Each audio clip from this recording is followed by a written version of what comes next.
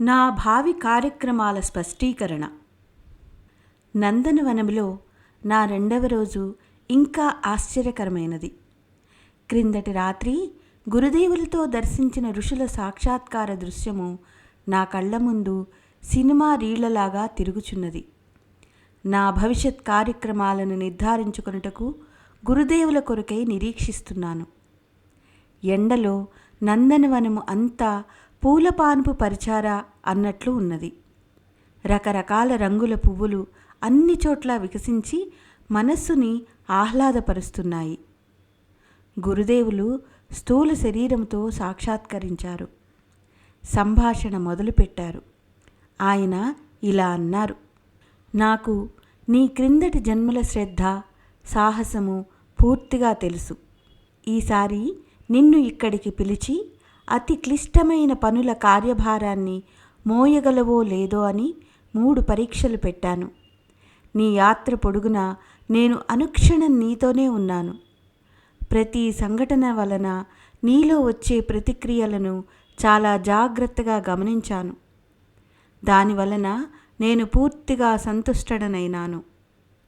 నీ మనోభూమి నమ్మదగినది, సుదృఢము. కాకపోతే ఈ క్షేత్రంలో నివసించే సూక్ష్మ శరీరాలతో ఉండే ఋషులు నీ ముందు ప్రత్యక్షమయ్యేవారు కాదు. నీ సామర్థ్యం గుర్తించి తమ మనోభావాలను నీకు వివరించారు. అసహాయులకు, బలహీనులకు, సామర్థ్యరహితులకు వారు తమ మనోభావాలను అసలు వ్యక్తం చేయరు. నీ సమర్పణ పరిపూర్ణం అయినది కనుక నీ శేష జీవిత కార్యక్రమాన్ని వివరిస్తాను. దీనిని సమగ్ర నిష్ఠతో పూర్తి చేయి. మొదట 24 సంవత్సరములు 24 గాయత్రి పురస్చరణలను పూర్తి చెయ్యి. దీనివల్ల నీ దృఢత్వంలో ఉన్న కొద్దిపాటి లోపాలు తీసివేయబడి పూర్ణత్వం సిద్ధిస్తుంది. పెద్ద పనుల్ని నిర్వహించడానికి సామర్థ్యము పెద్దది కావాలి. దీని కొరకే ఈ అనుష్ఠాన కార్యక్రమాలు. రెండవది, నీ స్వాధ్యాయ కార్యక్రమాన్ని తుది వరకు కొనసాగిస్తూ ఉండు.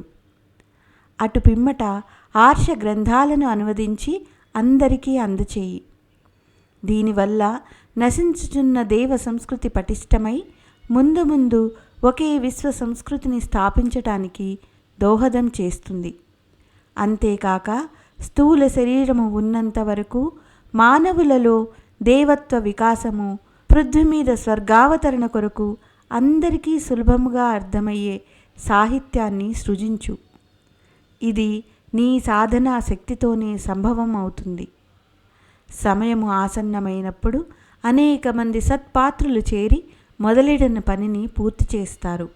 మూడవది, స్వతంత్రతా సంగ్రామంలో ఒక సైనికుడుగా, కార్యకర్తగా ప్రత్యక్షంగానూ పరోక్షంగానూ పనిచెయ్యి. ఇది 1947వ సంవత్సరం వరకు చేయవలసి వస్తుంది. అప్పటికి నీ పురస్చరణ పూర్తి అవుతుంది. ఇది మొదటి చరణం. దాని సత్ఫలితాలను చాలామంది చూడగలుగుతారు. ప్రస్తుతము ఆంగ్లేయులు భారతదేశాన్ని విడువరు అనిపిస్తున్నా నీ పురస్చరణలు పూర్తి అవ్వకముందే భారతదేశానికి స్వాతంత్రం ఇచ్చి వెళ్ళిపోతారు. అప్పటికి స్వాధ్యాయం వలన నీవు యుగ పరివర్తన, నవనిర్మాణానికి అవసరమయ్యే తత్వజ్ఞానాన్ని సంపాదించగలుగుతావు. పురస్చరణ పూర్ణాహుతి యజ్ఞం పూర్తి చేయవలసి వస్తుంది. దీనిలో 24 లక్షల గాయత్రి ఆహుతుల్ని వేయవలసి ఉంటుంది. తద్వారా నీ సంస్థ నిర్మింపబడుతుంది. దీని కొరకు లక్షల సహాయకులు, కొన్ని లక్షల ఖర్చు అవుతుంది. నీవు ఏకాకివని అనుకోకు.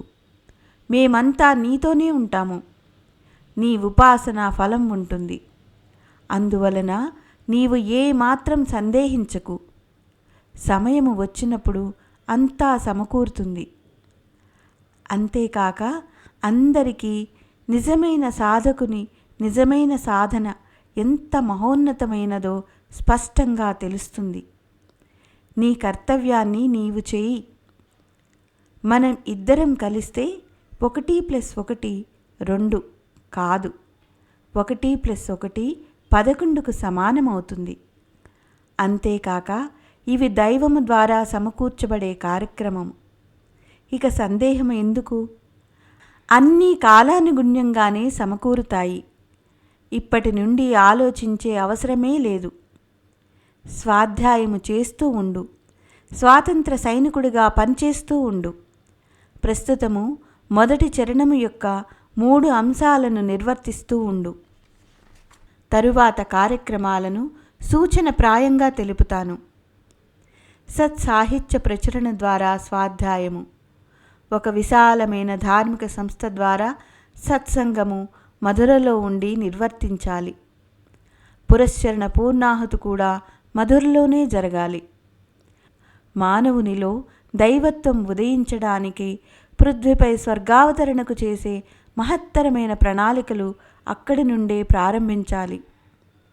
ఈ విధమైన ప్రయత్నం సంపూర్ణ మానవ చరిత్రలోనే ఎప్పుడూ జరగలేదు. ఆ తరువాత సూక్ష్మ శరీరాలు ధరించి ఉన్న ఋషుల కోర్కెలు నెరవేర్చాలి. ఋషి పరంపర బీజారోపణ నీ ద్వారా జరగాలి. ప్రపంచం అంతా దానంతట అదే విస్తరిస్తుంది. ఈ పని సప్త ఋషుల తపోస్థలమైన సప్త సరోవర్ హరిద్వార్లోనే ఉండి చేయాలి. ఈ 3 పనులు సక్రమముగా జరిగిపోతాయి. ఇప్పుడు సూత్రప్రాయంగా చెప్పినా ఈ పనులను సమయము వచ్చినప్పుడు పూర్తి వివరాలతో వివరిస్తాను. నీవు 3 సార్లు విభిన్న కాలాల్లో పై 3 పనులను చర్చించుకొనుటకు హిమాలయాలకు రావలసి ఉంటుంది. 4వ హిమాలయ యాత్రలో నీవు చతుర్థ భూమికలో ప్రవేశిస్తావు. ఈ శతాబ్దపు అంతిమ దశాబ్దంలో నా కార్యభారాన్ని అంతా నీ భుజాలపై వేసుకొనవలసి వస్తుంది. ముందే అన్నీ తెలపటం వలన లాభం లేదు. సమయానుసారము ఏది అవసరమో అది తెలుపుట వలన సాధించబడుతుంది. ఈసారి హిమాలయ యాత్రలో మొదటి నుండి ఒక సందేహము మనస్సులో మెదులుతూనే ఉంది. హిమాలయ గుహలలో సిద్ధపురుషులు ఉంటారని, వాళ్ళ దర్శన మాత్రాన సిద్ధులు లభిస్తాయి అనే జనశ్రుతి ఎంతవరకు నిజము? ఇది నాకు కింవదంతి అని అనిపించింది.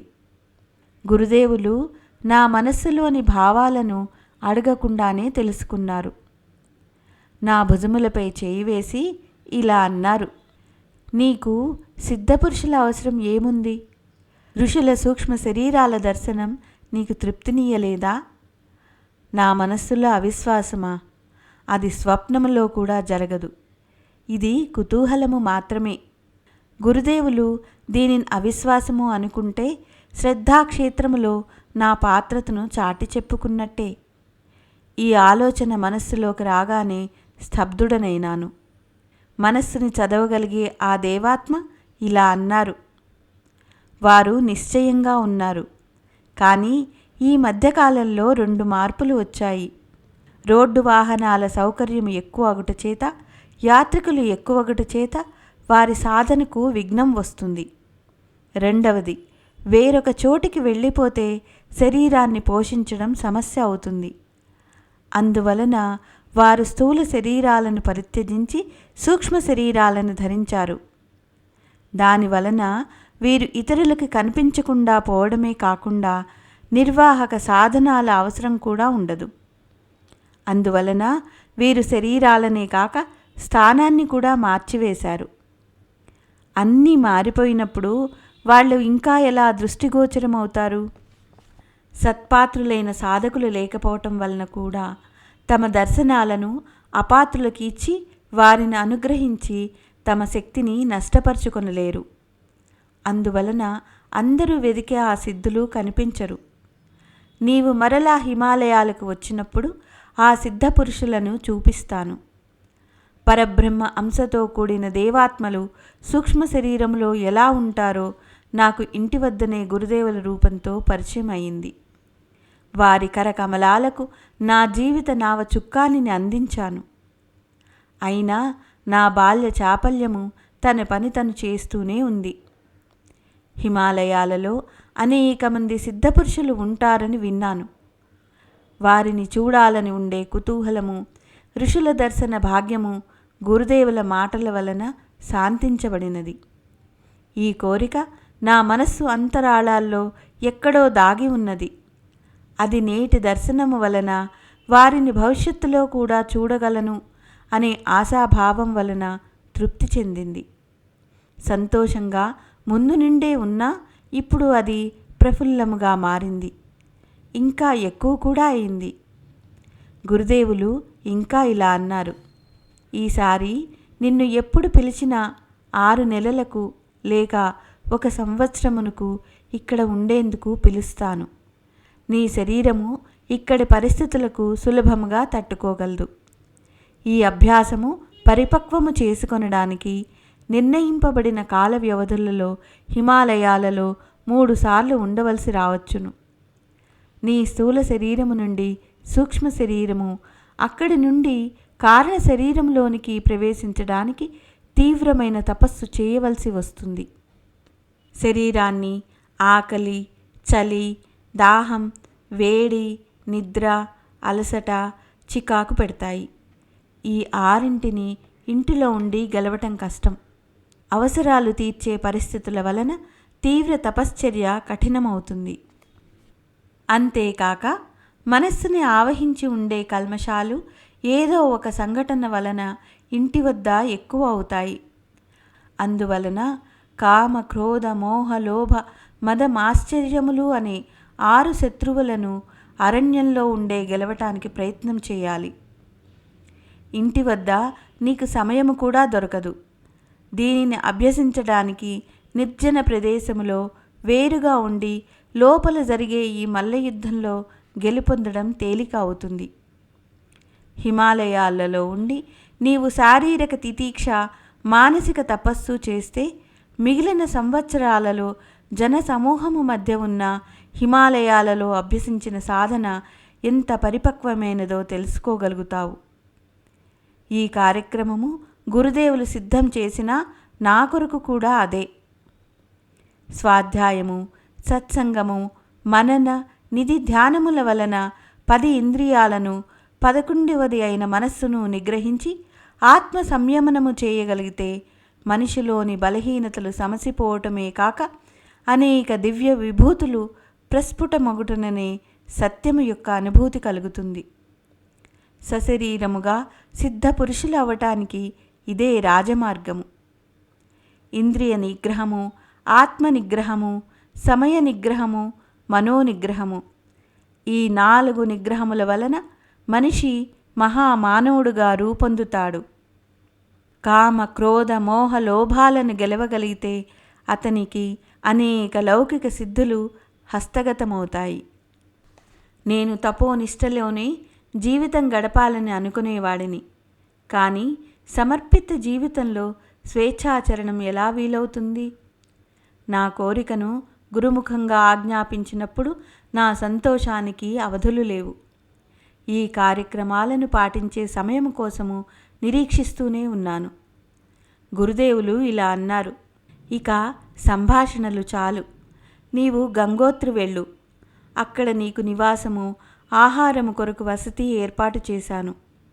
గౌరీకుండ్ భగీరథ శిల మీద కూర్చొని నీ సాధనా కార్యక్రమాన్ని ఆరంభించు. 1 సంవత్సరం కాగానే వెళ్ళు. నేను అన్ని విధాలా గమనిస్తూ ఉంటాను. గురుదేవులు అంతర్ధానమైనారు. ఆయన దూత నన్ను గోముఖము వద్ద దించాడు. ఆయన నిర్దేశించిన స్థానములో సాధన పూర్తి చేశాను. నిర్ణీత సమయము కాగానే నేను తిరుగు ప్రయాణం మొదలుపెట్టాను. ఈసారి నాకు ఏ విధమైన కష్టాలు ఎదురవలేదు. అవి పరీక్షలు కనుక కృతార్థుడను అవగానే కష్టాలను ఎదుర్కొనవలసిన అవసరం ఏర్పడలేదేమో. 1 సంవత్సరము కఠోర సాధన చేసి ఇంటికి తిరిగి వచ్చాను. నేను 8 పౌండ్ల బరువు పెరిగాను. మొహం గుండ్రంగా తయారై ఎర్రగా అయింది. శారీరక, మానసిక సామర్థ్యం పెరిగినది. నా చుట్టూ ప్రసన్న వాతావరణం ఎప్పుడూ ఉండేది. తిరిగి వచ్చాక అందరూ గంగామాత ప్రసాదం అడిగారు.